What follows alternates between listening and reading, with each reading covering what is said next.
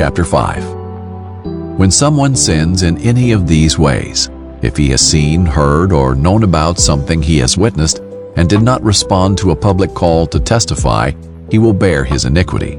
Or if someone touches anything unclean, a carcass of an unclean wild animal, or unclean livestock, or an unclean swarming creature, without being aware of it, he is unclean and incurs guilt.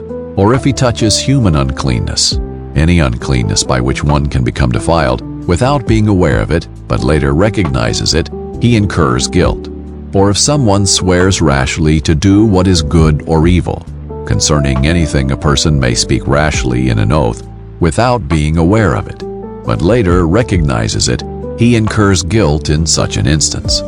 If someone incurs guilt in one of these cases, he is to confess he has committed that sin. He must bring his penalty for guilt for the sin he has committed to the Lord, a female lamb or goat from the flock as a sin offering. In this way, the priest will make atonement on his behalf for his sin. But if he cannot afford an animal from the flock, then he may bring to the Lord 2 turtle doves or 2 young pigeons as penalty for guilt for his sin, one as a sin offering and the other as a burnt offering. He is to bring them to the priest, who will first present the one for the sin offering. He is to twist its head at the back of the neck without severing it. Then he will sprinkle some of the blood of the sin offering on the side of the altar, while the rest of the blood is to be drained out at the base of the altar. It is a sin offering. He will prepare the second bird as a burnt offering according to the regulation. In this way, the priest will make atonement on his behalf for the sin he has committed, and he will be forgiven. But if he cannot afford 2 turtle doves or 2 young pigeons, he may bring 2 quarts of fine flour as an offering for his sin. He must not put olive oil or frankincense on it, for it is a sin offering. He is to bring it to the priest, who will take a handful from it as its memorial portion and burn it on the altar along with the food offerings to the Lord. It is a sin offering. In this way, the priest will make atonement on his behalf concerning the sin he has committed in any of these cases, and he will be forgiven. The rest will belong to the priest, like the grain offering. Then the Lord spoke to Moses, "If someone offends by sinning unintentionally in regard to any of the Lord's holy things, he must bring his penalty for guilt to the Lord, an unblemished ram from the flock, based on your assessment of its value in silver shekels, according to the sanctuary shekel, as a guilt offering. He is to make restitution for his sin regarding any holy thing, adding 1/5 of its value to it, and give it to the priest. Then the priest will make atonement on his behalf with the ram of the guilt offering, and he will be forgiven. If someone sins, and without knowing it violates any of the Lord's commands concerning anything prohibited, he is guilty, and he will bear his iniquity. He must bring an unblemished ram from the flock, according to your assessment of its value, as a guilt offering to the priest. Then the priest will make atonement on his behalf for the error he has committed unintentionally, and he will be forgiven. It is a guilt offering. He is indeed guilty before the Lord." Chapter 6. The Lord spoke to Moses, "When someone sins and offends the Lord by deceiving his neighbor in regard to a deposit, a security, or a robbery, or defrauds his neighbor, or finds something lost and lies about it, or swears falsely about any of the sinful things a person may do, once he has sinned and acknowledged his guilt, he must return what he stole or defrauded, or the deposit entrusted to him, or the lost item he found, or anything else about which he swore falsely. He will make full restitution for it and add 1/5 of its value to it. He is to pay it to its owner on the day he acknowledges his guilt. Then he is to bring his guilt offering to the Lord, an unblemished ram from the flock, according to your assessment of its value, as a guilt offering to the priest. In this way, the priest will make atonement on his behalf before the Lord, and he will be forgiven for anything he may have done to incur guilt." The Lord spoke to Moses, "Command Aaron and his sons. This is the law of the burnt offering. The burnt offering itself must remain on the altar's hearth all night until morning, while the fire of the altar is kept burning on it. The priest is to put on his linen robe and linen undergarments. He is to remove the ashes of the burnt offering the fire has consumed on the altar, and place them beside the altar. Then he will take off his garments, put on other clothes, and bring the ashes outside the camp to a ceremonially clean place. The fire on the altar is to be kept burning. It must not go out. Every morning the priest will burn wood on the fire. He is to arrange the burnt offering on the fire and burn the fat portions from the fellowship offerings on it. Fire must be kept burning on the altar continually. It must not go out. Now this is the law of the grain offering. Aaron's sons will present it before the Lord in front of the altar. The priest is to remove a handful of fine flour and olive oil from the grain offering with all the frankincense that is on the offering, and burn its memorial portion on the altar as a pleasing aroma to the Lord. Aaron and his sons may eat the rest of it.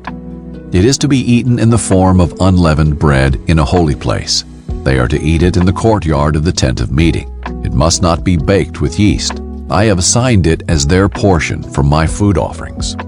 It is especially holy, like the sin offering and the guilt offering. Any male among Aaron's descendants may eat it. It is a permanent portion throughout your generations from the food offerings to the Lord. Anything that touches the offerings will become holy. The Lord spoke to Moses, "This is the offering that Aaron and his sons are to present to the Lord on the day that he is anointed. 2 quarts of fine flour as a regular grain offering, half of it in the morning and half in the evening. It is to be prepared with oil on a griddle. You are to bring it well kneaded. You are to present it as a grain offering of baked pieces, a pleasing aroma to the Lord. The priest who is one of Aaron's sons and will be anointed to take his place is to prepare it. It must be completely burned as a permanent portion for the Lord. Every grain offering for a priest will be a whole burnt offering. It is not to be eaten." The Lord spoke to Moses, "Tell Aaron and his sons, this is the law of the sin offering.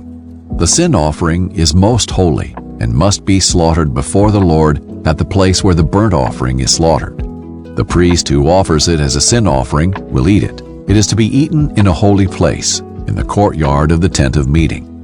Anything that touches its flesh will become holy, and if any of its blood splatters on a garment, then you must wash that garment in a holy place. A clay pot in which the sin offering is boiled is to be broken. If it is boiled in a bronze vessel, it is to be scoured and rinsed with water. Any male among the priests may eat it. It is especially holy. But no sin offering may be eaten if its blood has been brought into the tent of meeting to make atonement in the holy place. It must be burned." Chapter 7. Now this is the law of the guilt offering. It is especially holy. The guilt offering is to be slaughtered at the place where the burnt offering is slaughtered, and the priest is to splatter its blood on all sides of the altar. The offerer is to present all the fat from it, the fat tail, the fat surrounding the entrails, and the 2 kidneys with the fat on them at the loins. He will also remove the fatty lobe of the liver with the kidneys. The priest will burn them on the altar as a food offering to the Lord. It is a guilt offering. Any male among the priests may eat it. It is to be eaten in a holy place. It is especially holy. The guilt offering is like the sin offering. The law is the same for both. It belongs to the priest who makes atonement with it. As for the priest who presents someone's burnt offering, the hide of the burnt offering he has presented belongs to him. It is the priest's. Any grain offering that is baked in an oven or prepared in a pan or on a griddle belongs to the priest who presents it. It is his. But any grain offering, whether dry or mixed with oil, belongs equally to all of Aaron's sons. Now this is the law of the fellowship sacrifice that someone may present to the Lord. If he presents it for thanksgiving, in addition to the thanksgiving sacrifice, he is to present unleavened cakes, mixed with olive oil, unleavened wafers coated with oil, and well-kneaded cakes of fine flour mixed with oil. He is to present as his offering cakes of leavened bread with his thanksgiving sacrifice of fellowship. From the cakes he is to present 1 portion of each offering as a contribution to the Lord. It will belong to the priest who splatters the blood of the fellowship offering. It is his. The meat of his thanksgiving sacrifice of fellowship must be eaten on the day he offers it. He may not leave any of it until morning. If the sacrifice he offers is a vow or a free will offering, it is to be eaten on the day he presents his sacrifice, and what is left over may be eaten on the next day.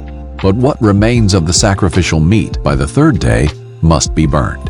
If any of the meat of his fellowship sacrifice is eaten on the 3rd day, it will not be accepted. It will not be credited to the one who presents it. It is repulsive. The person who eats any of it will bear his iniquity. Meat that touches anything unclean must not be eaten. It is to be burned. Everyone who is clean may eat any other meat. But the one who eats meat from the Lord's fellowship sacrifice while he is unclean, that person must be cut off from his people. If someone touches anything unclean, whether human uncleanness, an unclean animal, or any unclean, abhorrent creature, and eats meat from the Lord's fellowship sacrifice, that person is to be cut off from his people. The Lord spoke to Moses, "Tell the Israelites, you are not to eat any fat of an ox, a sheep, or a goat. The fat of an animal that dies naturally or is mauled by wild beasts may be used for any other purpose, but you must not eat it. If anyone eats animal fat from a food offering presented to the Lord, the person who eats it is to be cut off from his people. Wherever you live, you must not eat the blood of any bird or animal. Whoever eats any blood is to be cut off from his people." The Lord spoke to Moses, "Tell the Israelites, the one who presents a fellowship sacrifice to the Lord is to bring an offering to the Lord from his sacrifice. His own hands will bring the food offerings to the Lord. He will bring the fat together with the breast. The breast is to be presented as a presentation offering before the Lord. The priest is to burn the fat on the altar, but the breast belongs to Aaron and his sons. You are to give the right thigh to the priest as a contribution from your fellowship sacrifices. The son of Aaron who presents the blood of the fellowship offering and the fat will have the right thigh as a portion. I have taken from the Israelites the breast of the presentation offering and the thigh of the contribution from their fellowship sacrifices, and have assigned them to the priest Aaron and to his sons as a permanent portion from the Israelites.